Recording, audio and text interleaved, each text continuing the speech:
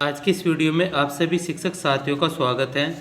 साथियों मैं बात कर रहा हूँ शिक्षक डायरी कक्षा 1 की, और ये हमारी टीचर डायरी 14/11/2022 से लेकर 19/11/2022 तक की टीचर डायरी है। 22वें सप्ताह में 14वां सप्ताह चलेगा इस सप्ताह से, और इस सप्ताह सबसे पहले हम समझेंगे शिक्षण योजना एक दृष्टि को कैसे लिखना है। तो सबसे पहले आपको क्या करना है कि यहाँ पर जो माह का कॉलम होता है, यहाँ पर 14/11/2022 और यहाँ पर 19/11/2022 लिख लेना है, और यहाँ पर 40th और यहाँ पर कक्षा 1, यहाँ पर सभी विषय निपुण भारत, और यहाँ पर आधारशिला क्रियान्वयन संदर्शिका भाषा गणित कक्षा 1, 2, 3, और यहाँ पर अभ्यास गतिविधियाँ गणित, और यहाँ पर 36, और यहाँ पर इस प्रकार से वार्षिक एवं साप्ताहिक कार्य पुस्तिका ट्रैकर भरेंगे, और यहाँ पर साइन। इस प्रकार से आप अपनी जो शिक्षण योजना एक दृष्टि है उसको कंप्लीट करेंगे। साथ मैं अपने नए व्यूवर्स को बताना चाहूँगा, यदि आप वीडियो पर नए हो और पहली बार विजिट कर रहे हो तो चैनल को सब्सक्राइब करना, और सभी साथियों से निवेदन करूँगा कि वीडियो को लाइक करना ना भूलें। अब साथियों बात करेंगे यहाँ पर कक्षा 1 को, जब हम 14 तारीख को 14/11/2022 को हमें क्या कार्यक्रम कराने हैं उसके बारे में बात करेंगे। तो यहाँ पर आपको आधारशिला क्रियान्वयन संदर्शिका भाषा लिख लेना है 2022-23, और आधारशिला क्रियान्वयन संदर्शिका गणित लिख लेना है। और देखिए यहाँ पर हम 45 डेज रीडिंग कैंपेन के बारे में भी बात करेंगे। तो मौखिक भाषा विकास का जो पहला कालांश होगा, वहाँ पर कक्षा 1 के अंदर कहानी पोस्टर पर कार्य भालू और मदारी ये बच्चों को कराना है। उसके बाद डिकोडिंग की बात करें तो यहाँ पर यह वर्ण की पहचान कक्षा 1 के अंदर करानी है। कक्षा 1 के अंदर पठन में सहज वन पार्ट 1 रेलगाड़ी बच्चों को करानी है, और जो 14वें सप्ताह में कार्यपत्रक 1 है 01 का आपको प्रयोग करना है। गणित की बात करें, अभ्यास गतिविधियाँ गणित में शिक्षण योजना 01 में कक्षा 1 में 1 से 20 तक की संख्याओं को आगे और पीछे से गिनना बच्चों को सिखाएंगे, और यहाँ पर गणित कार्यपत्रक 01 का प्रयोग किया जाएगा। अंग्रेजी उर्दू बच्चों को पढ़ाएंगे। उसके बाद साथियों यहाँ पर पहले दिन आपको ये लिख लेना है 45 days reading campaign 3rd week 1st day, क्योंकि साथियों रीडिंग कैंपेन का हम अलग से रजिस्टर बना रहे हैं तो इसको हम इसमें नहीं लिखेंगे, केवल यहाँ पर आपको इतना लिखना है। अब देखिए, अब साथियों बात करेंगे यहाँ पर 15/11/2022 की। उससे पहले सभी साथियों से निवेदन करूँगा, यदि अभी तक चैनल को सब्सक्राइब नहीं किया तो ज़ोरदार तरीके से चैनल को जरूर सब्सक्राइब करना ना भूलें। 15 तारीख को आधारशिला क्रियान्वयन संदर्शिका के मौखिक भाषा विकास में अनुभव पर चर्चा मेला कक्षा 1 में बच्चों को कराना है, और कक्षा 1 में डिकोडिंग पर जय वर्ण की पहचान। कक्षा कालांश 3 के अंदर जो पठन का होता है उसमें सहज वन पार्ट 1 रेलगाड़ी बच्चों को करानी है कक्षा 1 में। हिंदी कार्यपत्रक यहाँ पर 02 का प्रयोग करना है। उसके बाद यहाँ पर शिक्षण योजना 02 है, 1 से 50 तक की संख्या में इकाई इकाई की समझ बच्चों को करानी है, और यहाँ पर गणित कार्यपत्रक 02 का प्रयोग करना है, और अंग्रेजी उर्दू पढ़ाई जाएगी। अब यहाँ पर 45 days reading campaign 2nd day लिख देंगे इस प्रकार से आप, और यहाँ पर क्रियान्वयन सफल रहा। उसके बाद बात करेंगे हम 16 तारीख की। तो 16 तारीख को हमें अनुभव पर चर्चा, बच्चों को मेले के बारे में पूछना है, बच्चे मेले के बारे में बताएंगे। और उसके बाद में डिकोडिंग पर ध वर्ण की पहचान, ध वर्ण से संबंधित जो भी गतिविधियाँ हैं वो बच्चों को करनी है। सहज वन से हमें पार्ट 2 जलेबी लेना है।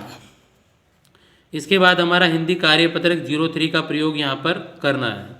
उसके बाद बात करूँ गणित अभ्यास गतिविधियों में, तो शिक्षण योजना 03 कक्षा 1 से 50 तक की संख्या में इकाई इकाई की समझ बच्चों को करानी है, और गणित कार्यपत्रक 03 का प्रयोग किया जाएगा।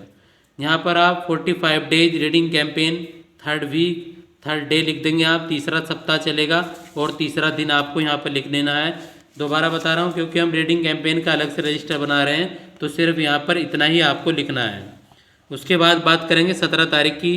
17 तारीख को मौखिक भाषा विकास में एक गतिविधि करानी है, जैसे आपने पिछले रीडिंग कैंपेन में भी कराई थी। क्या क्या होता है लाल लाल, ये गतिविधि बच्चों को करानी है।